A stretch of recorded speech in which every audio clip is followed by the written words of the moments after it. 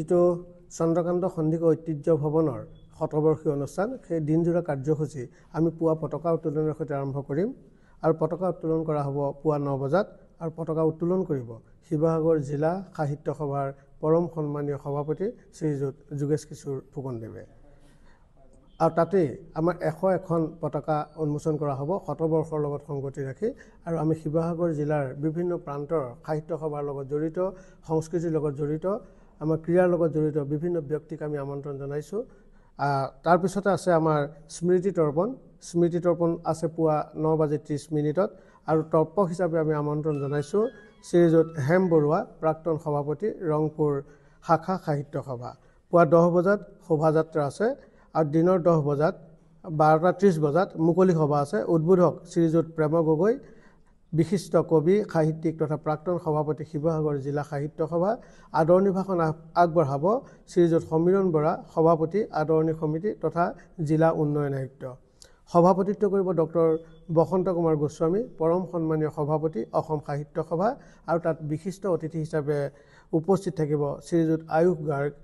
আয়ুক্ত শিৱসাগৰ জিলা আৰু ডক্টৰ জ্যোতিৰেখা হাজৰিকা সম্পাদক কেন্দ্ৰীয় কাৰ্যালয় অসম সাহিত্য সভা লগতে শিৱসাগৰ জিলা সাহিত্য সভাৰ প্ৰাক্তন সভাপতিসকল তাৰ পৰৱৰ্তী সময়ছোৱাত স্মৃতি গ্ৰন্থ চন্দ্ৰকান্ত আৰু অন্যান্য গ্ৰন্থ উন্মোচন কৰা হ'ব আৰু উন্মোচক হিচাপে অসম সাহিত্য সভাৰ পৰম সন্মানীয় উপসভাপতি শ্ৰীযুত পদুম ৰাজখোৱাদেৱক আমি অনুৰোধ জনাইছোঁ আৰু এই অনুষ্ঠানটোৰ লগতে আমাৰ এই মাহতে যিহেতু নৱেম্বৰৰ 23 তাৰিখৰ দিনাখন শিৱসাগৰ জিলা সাহিত্য সভাৰ উদ্যোগত অন্য এটি কেন্দ্ৰীয় অনুষ্ঠান অনুষ্ঠিত হ'ব সেইটো হৈছে অসম সাহিত্য সভাৰ কেন্দ্ৰীয় কুহি অনুষ্ঠান এইটো ONGC অফিচাৰ্ছ ক্লাব শিৱসাগৰ আৰু 23 নৱেম্বৰ 2025 ডক্টৰ ভূপেন হাজৰিকা আৰু জুবিন গাৰ্গৰ প্ৰতি বিশেষ শ্ৰদ্ধাঞ্জলিৰে শিশুসকলৰ সাহিত্য আৰু সাংস্কৃতিক অনুষ্ঠান অনুষ্ঠিত কৰা হ'ব অসম সাহিত্য সভাৰ উদ্যোগত কেন্দ্ৰীয় কুহি উপসমিতিৰ ব্যৱস্থাপনাত শিৱসাগৰ জিলা সাহিত্য সভাৰ সহযোগত জিলা কুহি উপসমিতি আৰু ONGC শতদল শাখা সাহিত্য সভাৰ আতিথ্যত অহা 23 নৱেম্বৰ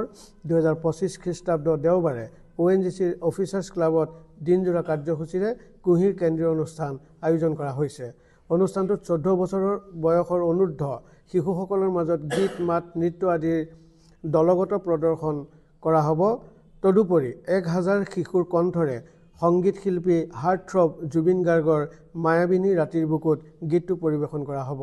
কেন্দ্ৰীয় অনুষ্ঠানটিৰ লগত সংগতি ৰাখি শিৱসাগৰ যোৰহাট গোলাঘাট আৰু মাজুলী এই 4খন জিলাৰ শিশুসকলৰ মাজত সংগীত শিল্পী জুবিন গাৰ্গৰ স্মৃতিত কবিতা লিখা প্ৰতিযোগিতা আয়োজন কৰা হৈছে